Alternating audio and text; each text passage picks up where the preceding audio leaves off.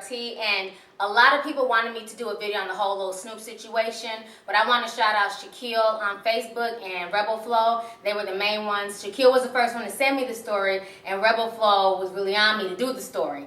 Okay, so if you don't know who Lil Snupe is, he was an up-and-coming rapper, and he was signed to Meek Mill's Dream Chasers label. And basically, this kid was raw as hell when it came to freestyling.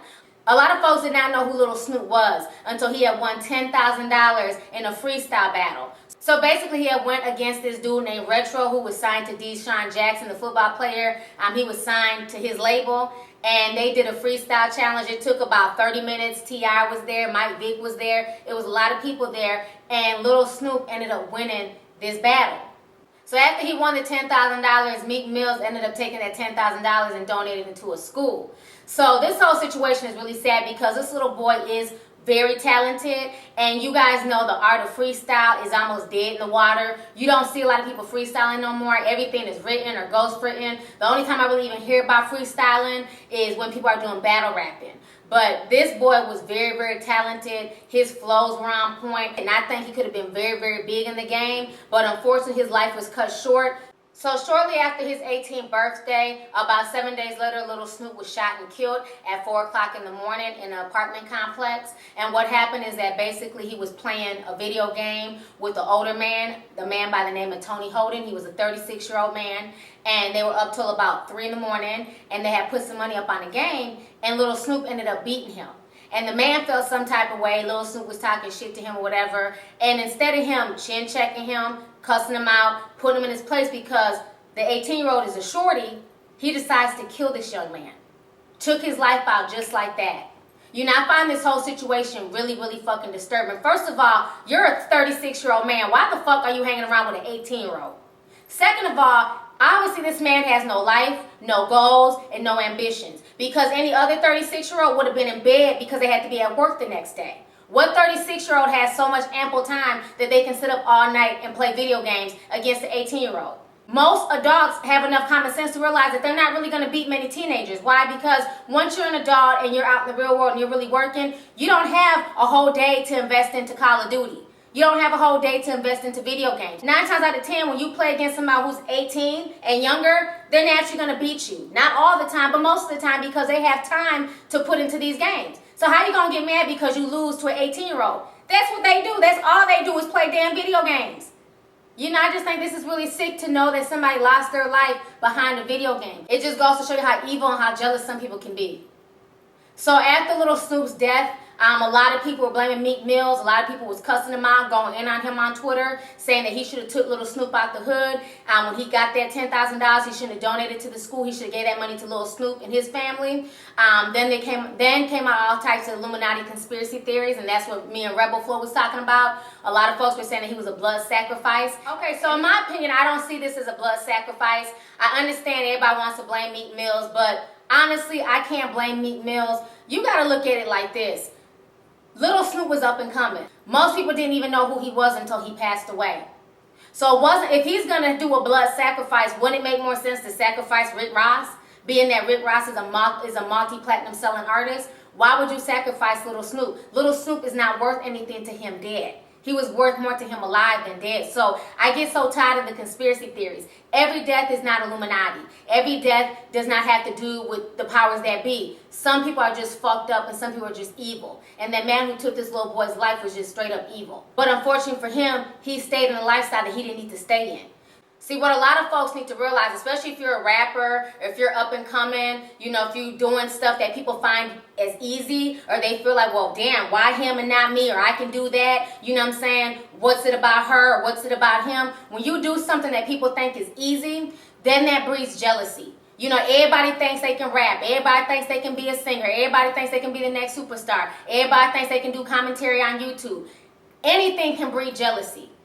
So when you're in a position like Lil Snupe was, and this is the advice I'll give to all the young dudes that come on my channel, if you're up and coming hip hop artist, if you're up and coming rapper, and you actually have talent, you really can rap, and especially when you're signed to a label and you're hanging around celebrities, you need to realize this. First and foremost, you need to cut your grass, because you're going to find a lot of snakes in there. You're going to find people that you grew up with that you're going to think that they're your friends and they're not your friends. They're secretly envious of you. And then you got to watch out for new people who come up on the scene who want to do nothing but leech off of you.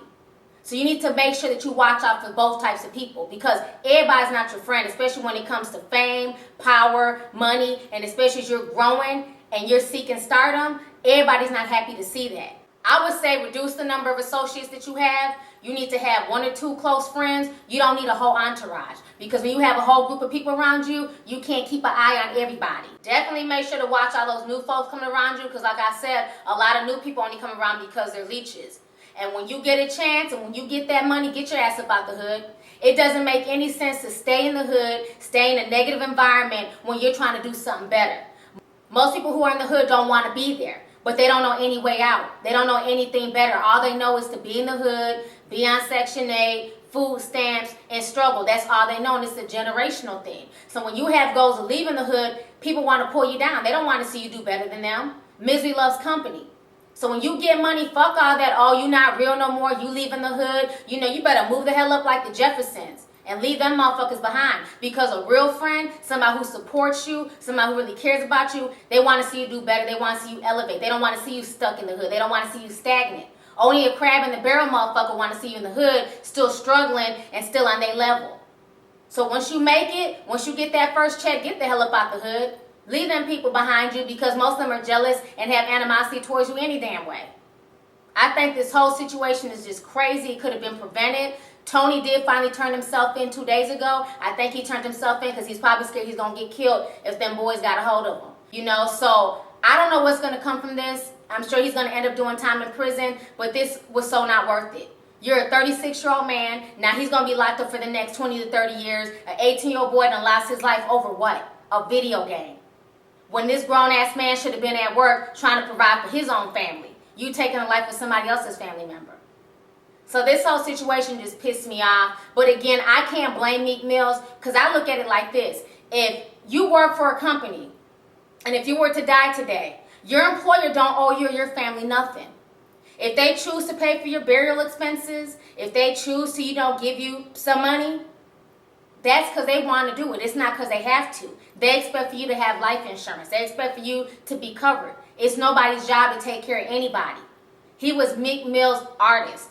He was an employee of Meek Mill's. Meek Mill's didn't owe him anything. Now, if Meek Mill steps up and pays for the funeral, that's cool. But folks talking about Meek Mills need to give his family $1 million and he's not giving his family, X amount of money. He don't owe his family nothing.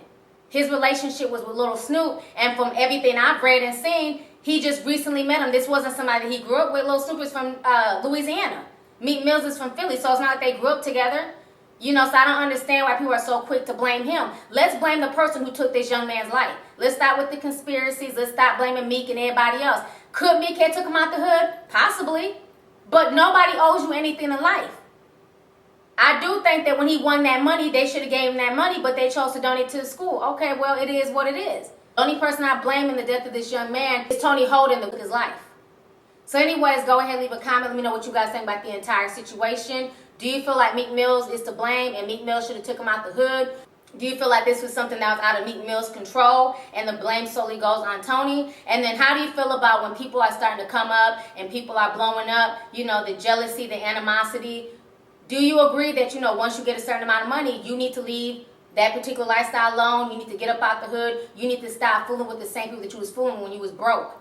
Because everybody don't want to see you get rich. Everybody don't want to see you make paper. So sometimes you just have to, chuck the deuces and keep it moving.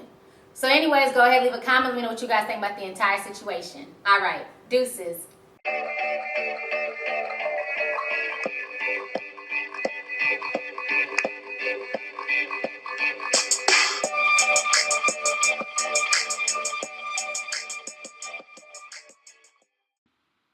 Okay, so the question of the day is, what is your favorite conspiracy theory? Make sure you like, comment, and share the video. Talk to y'all later.